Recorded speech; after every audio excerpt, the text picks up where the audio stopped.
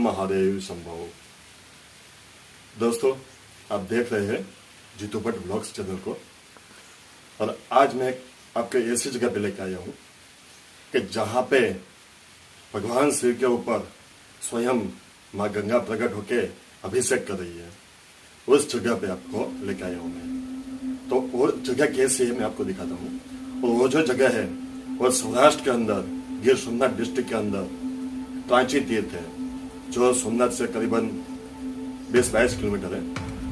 तो उसके बगल में एक भीमदेवड़ गांव है, उसी के पास में एक गांव है, यानी कि ये मंदिर है भीमदेवड़ के पास में, जिसको बोलते हैं भुलेश्वर। उसका भी एक इतिहास है। हम अभी यहाँ पे जो महंत है उसको मिलेंगे, उसके पास से हम इसके बारे में, मतलब इस जगह के बारे में पूछेंगे और वो हमें बताएंगे कि यहाँ का महत्व क्या है।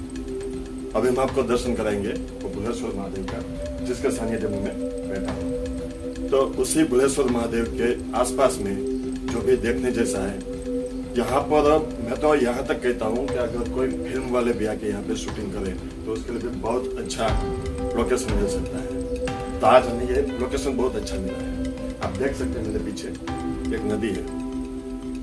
ये जो नदी है वो नदी स्वयं यहाँ पे भगवान शिव के ऊपर अभिषेक करके जाती है। तो मैं अभी आपको दिखाता हूँ। चलो चलते हैं भगवान शिव के दर्शन के।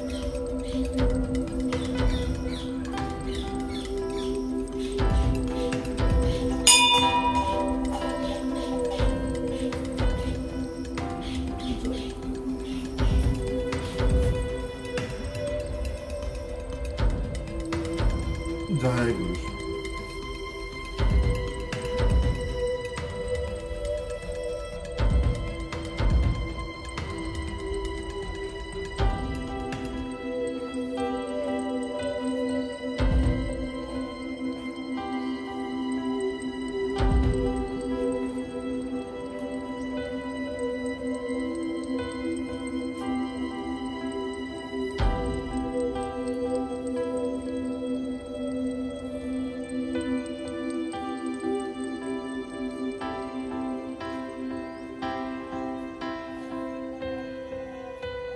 हाँ, तो दोस्तों आपने देखा गिर के अंदर आया हुआ ये भुलेश्वर महादेव का मंदिर इतने नयन रम्य लोकेशन के अंदर है कि जो मेरे पीछे आप देख सकते हैं। और मैंने आपको कुछ व्यूज भी दिखाई है वीडियो के अंदर। तो आप भी कभी सोमनाथ के दर्शन के लिए आओ तो यहाँ पर आइएगा, क्योंकि इसका भी कुछ महत्व है इस भुलेश्वर महादेव का मंदिर का। तब जाके यहाँ पे भगवान भुलेश्वर के ऊपर से माँ गंगा खुद अभिषेक करती हुई जा रही है।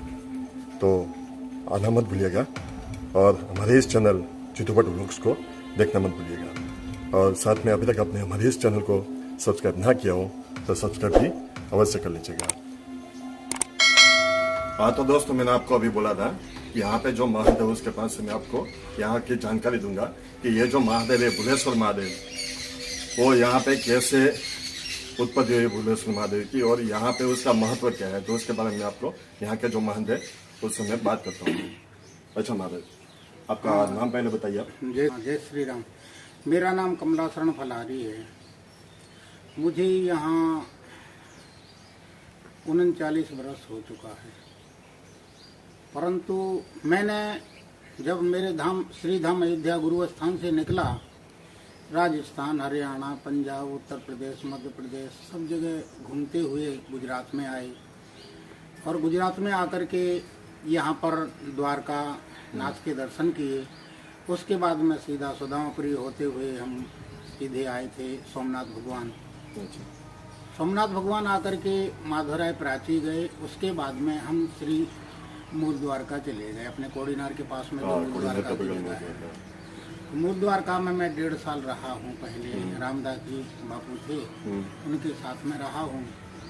उसके बाद में जब मैं वहाँ से निकला तो इस जगह पर आया हूँ। मैंने सारा क्षेत्र घूमा हुआ हूँ, मुझे ये पता है कि कौन सी जगह पर शांति मिलती है। यहाँ पास में एक जगह है जिसको कालीपाट कहते हैं, वहाँ पर हम गए। लोगों ने कहा कि आप चौमासा है, चतुर्मासा में आपको कहीं छाया चाहिए, परंतु जब हम उस जगह पर गए तो उस जगह पर हमको शांति नहीं मिली। तो मैं जब इस जगह को हमको बताया कि चलो एक और जगह है, परंतु वहाँ कोई व्यवस्था नहीं है, तो मैं 84 में यहाँ पर आया।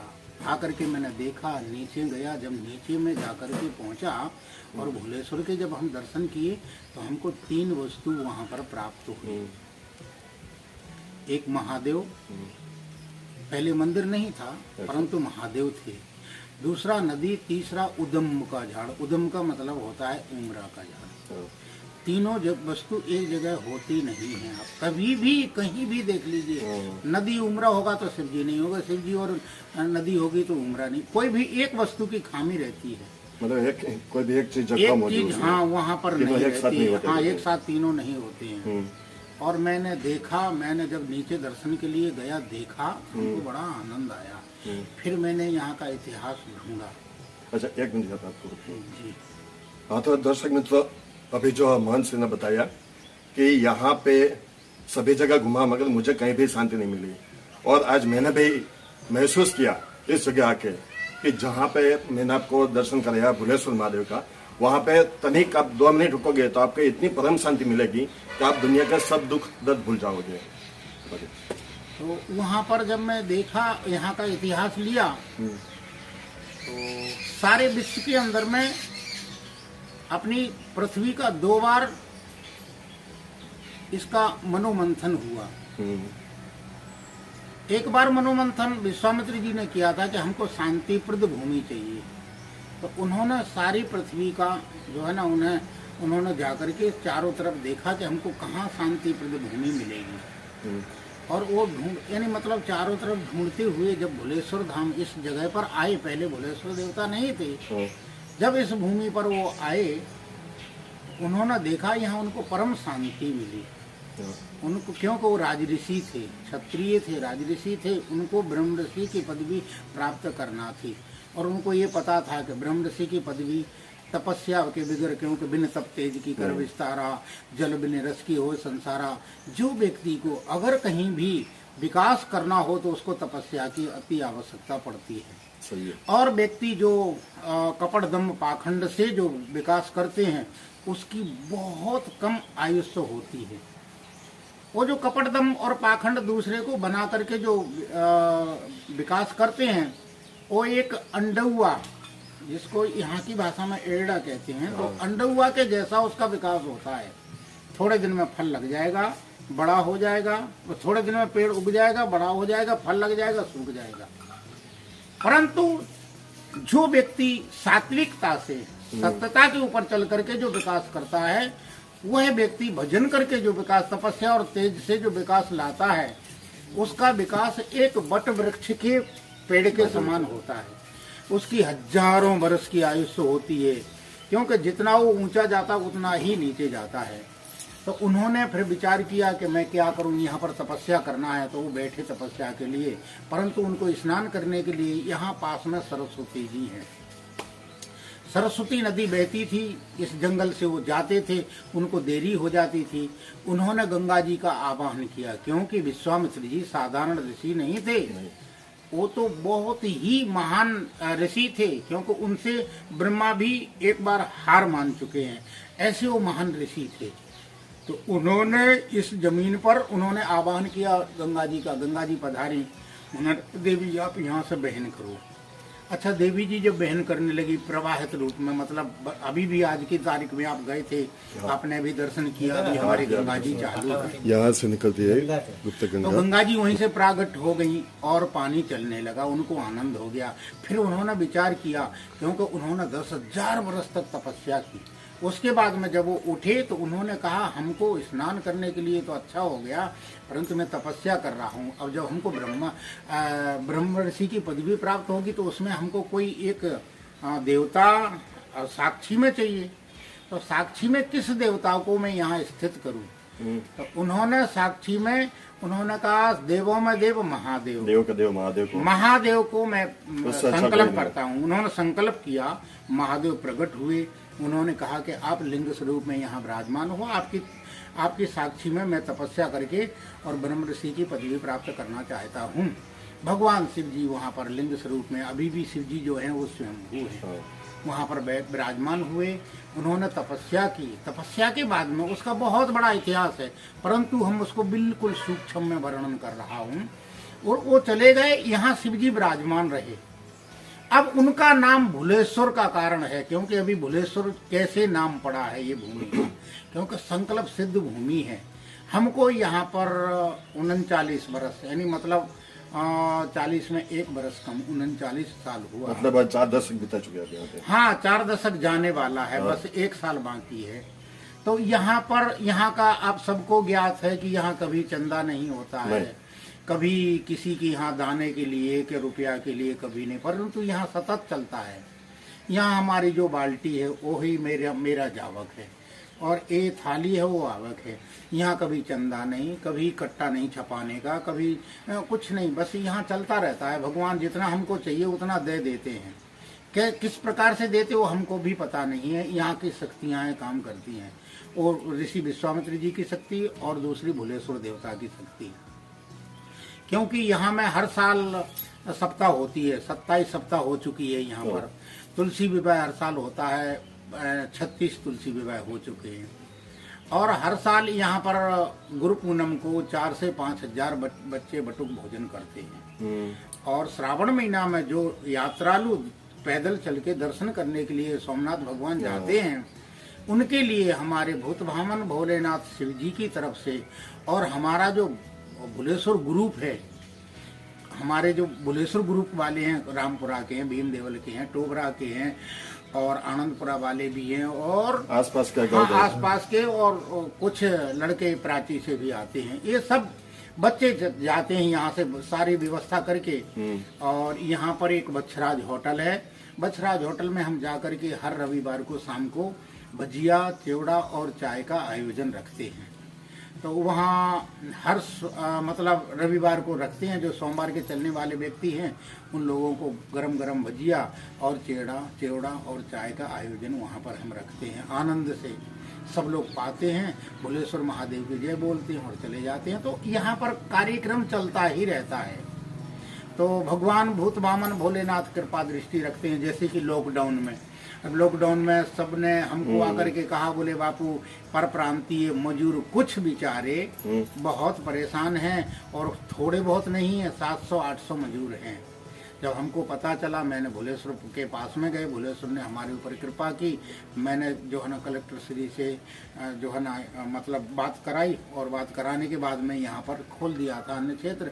तो यहाँ से मैं अपना ट्रैक्टर लेकर के जाता था खिलाने पिलाने के लिए, और आनंद से उन सबको यहाँ से भीम देवल, खांबा, टोबरा, बीरोदर, उसके बाद में अमरापुर से खिला करके मैं आता था सीधा घंटिया, और सब मजदूरों को खिला करके, मजदूर क्या वो तो हमारे अतिथि वो देवो भवा थे, उनको सबको खिला पिला करके हम 4 बजे यहाँ पहुँच जाते थे।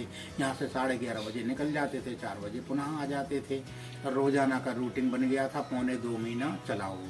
तो ऐसा हमारे यहाँ चलता ही रहता है। भगवान भूत वामन भोलेनाथ कृपा करते रहते हैं और चलता रहता है। तो ये विश्वामित्र जी की तपोभूमि है। अब इनका नाम पड़ गया भुलेश्वर महादेव। भुलेश्वर महादेव का भुलेश्वर धाम का मतलब यही है कि भुलेश्वर महादेव, यहाँ पर महादेव विराजमान थे। पास में एक पूर्व वाहिनी सरस्वती है। पूर्व वाहिनी सरस्वती में पांडवों ने यज्ञ किया था। उस यज्ञ में सारे जितने भी देवता थे उन देवताओं को निमंत्रण दिया था, उसमें महादेव को भी निमंत्रण दिया था। परंतु महादेव को, सब देवताओं को बुलाया, महादेव को बुलाना भूल गए। जब वो बुलाना भूल गए तो महादेव ऐसे देवता हैं शिव जी, क्षणक तुष्टम रुष्टम तुष्टम क्षणे क्षणे, थोड़े में ही वो प्रसन्न हो जाते हैं और थोड़े में ही कोपायमान हो जाते हैं। इन्होंने देखा जब वहाँ पर सब देवता बैठे और हर हर महादेव हर की जब आवाज आई तो यहाँ पर वो कोपायमान हो गए। बोले अरे मुझे निमंत्रण दिया और बुलाना भूल गए, मेरे बगैर क्या आप अपना कार्य सिद्ध कर सकते हो। और उन्होंने वहाँ जो नदी चल रही थी सरस्वती, वहाँ उन्होंने सुखा दिया। जब सुखा दिया, किसी ने जाके कुंता को कहा, कुंता ने धर्मराज को बुलाया। धर्मराज वहाँ से माँ कुंता और धर्मराज जी दोनों आए शिव जी के पास में, आकर के यहाँ प्रार्थना की। और उन्होंने प्रार्थना करते हुए कहा, पुत्रो कुपुत्रो जायते कुछ दपी माता कुमाता ना भवती ही। हम पुत्र हैं, कुपुत्र हो सकते हैं, छोरू में कछोरू हो सकते हैं, परंतु आप तो हमारे माता पिता हो, हमारे ऊपर कृपा कीजिए। मेरी भूल हो गई, हमारी भूलों को आप तो 100 क्षमा करते हो, तो अब तो ये तो एक भूल हुई है। उन्होंने तुरंत ही क्षमा की, क्योंकि वो तो आस्तोस्तम वरदानी, उन्होंने कहा अब देखो सारे देवता बैठे हुए हैं और तुम्हारे पास में पानी नहीं है, मैं क्या करूं, चलो अब पानी की व्यवस्था करता हूं। वहां पर एक नारियल था, नारियल लेकर के दे दिया, बोले जाओ तुम जाकर के इसको तोड़ देना, जहां पर देवता सब बैठे हुए हैं बीच में तोड़ देना, बीच से ही पानी निकल जाए, गंगा जी चालू हो जाएंगी। तो उन्होंने जाकर के वहाँ एक नारियल तोड़ा, तो वो नारियल सीधा जहाँ पर वो देवता बैठे हुए थे वहीं से चल दिया। तो आप अभी देखते हैं खांभा, यहाँ एक गांव है, खांभा से जो पुल बना हुआ वो नारियला का पुल है, उस नदी का, हाँ नारियलो, तो उसका नाम ही नारियलो है। तो उसी समय से ये नारियली, तो इनको भूल गए थे, उसी समय से इनका नाम है भुलेश्वर महादेव। और भुलेश्वर महादेव एक संकल्प सिद्ध ऋषि देवता है, और संकल्प सिद्ध ऋषि की भी एक तपोभूमि है। यहाँ पर हमारे यहाँ छोटा हो या बड़ा कार्य हो, परंतु जो भी होता है वो शिव जी के ही संकल्प से पूरा होता है, ना कि हमारे में कुछ भी नहीं। हम तो एक साधु हैं, मेरे पास में कुछ है भी नहीं। जो कुछ भी है सारी लीला एक शिव जी की लीला है, वो ही कृपा करते रहते, महादेव की लीला है और वही पूर्ण करते हैं। मैं तो उनसे यही प्रार्थना करता हूँ कि भूखे को भोजन, प्यासे को पानी, प्रभु आप बस इतनी ही कृपा करना कि यहाँ पर भूखा आए उसके लिए भोजन, प्यासे को पानी। कभी भी आपके धाम में अभी तक तो कभी भी कोई प्रसाद बिगड़ गया नहीं, और जाना भी नहीं चाहिए, और जाने का अच्छा भी नहीं रहता, तो इसीलिए यहाँ उन्हीं की कृपा से चलता रहता है। ये विश्वामित्र जी की तपोभूमि है। दूसरा, यहाँ पर एक कामधेनु गाय थी पहले, क्योंकि वो तालाड़ा से हमको मिल गई थी, तो हम वो कामधेनु गाय को यहाँ पर 14 साल रखा हूँ। 14 साल उसने खूब दूध दिया है, कभी जीवन में ब्याई नहीं थी। वो माँ ने मुझे 14 साल दूध दिया है, उस दूध के बल से और उसके आशीर्वाद से, उसकी कृपा से आज यहाँ पर बहुत आनंद है। और जब वो गाय गई 14 साल के बाद में, तो उसको सवेरे मैंने धोया, धोने के बाद में उस दिन था श्रावण महीना का, यानी मतलब अमावस्या, जिसको जो पहले दिन अमावस्या जो आती है, उस दिन जो है गाय जो है ना, हम गाय को धोने के लिए धो करके जब चलने लगे, तो उसने सीधा मुंह से मेरे यहाँ पर मुंह रखा और हमको पीछे खींचने की कोशिश की।